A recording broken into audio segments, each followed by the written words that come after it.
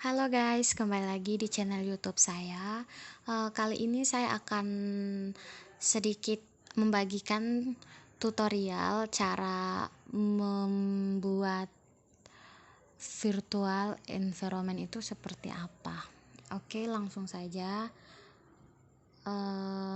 Sebelumnya kita akan jelasin dulu ya, apa sih itu virtual environment. Jadi, virtual environment itu adalah sebuah wadah untuk menampung pustaka serta modul dalam suatu proyek pekerjaan agar terisolasi. Ketika kita mengerjakan beberapa aplikasi atau proyek dengan modul yang sama, akan tetapi membutuhkan versi berbeda, disinilah kita membutuhkan virtual environment. Sebagai contoh, ketika kita mengembangkan suatu aplikasi web dengan Flash versi 0.12.x dan kemudian kita mengembangkan aplikasi lainnya dengan Flash 1.1.x, maka virtual environment dapat mengisolasi pekerjaan kita. Terus, bagaimana sih jika kita mengembangkan aplikasi atau proyek tanpa virtual environment? Jika dari contoh itu kita tidak membuat virtual environment, maka aplikasi atau proyek Flash 0.12x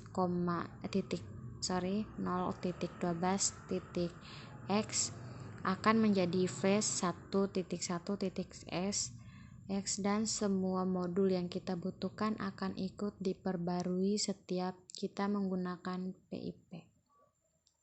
Jadi langsung saja kita masuk di cara membuat virtual environment di Windows.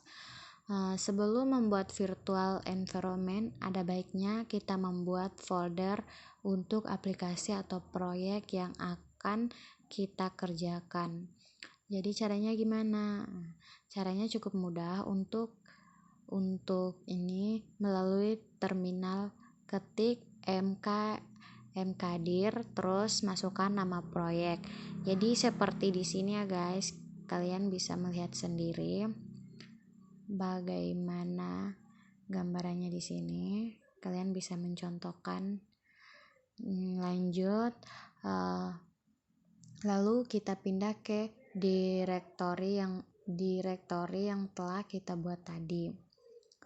Dengan caranya seperti ini, ketik cd terus masukkan nama proyek kalian, nama proyek yang ingin kalian namai itu apa gitu maksudnya.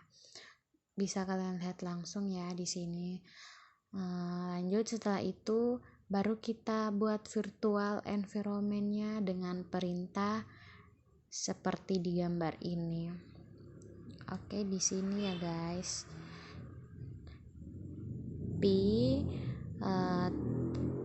Datar 3 datar M fans nama virtual environment. Oke. Jadi mungkin di sini kalian akan kurang mengerti ya, karena tidak bisa saya praktekkan langsung. Nanti prakteknya kita bisa di next video aja. Jadi tenang ya, kali ini kita hanya membagikan materi dulu. Nanti prakteknya akan di next video. Jadi jika ada pesan error, lanjut ya. Jadi jika ada pesan error, maka kita berhasil. Jika tidak ada pesan error, maka tidak berhasil membuat virtual environment itu. Dan jika seperti ini gambarnya, berarti sudah kalian berhasil gitu.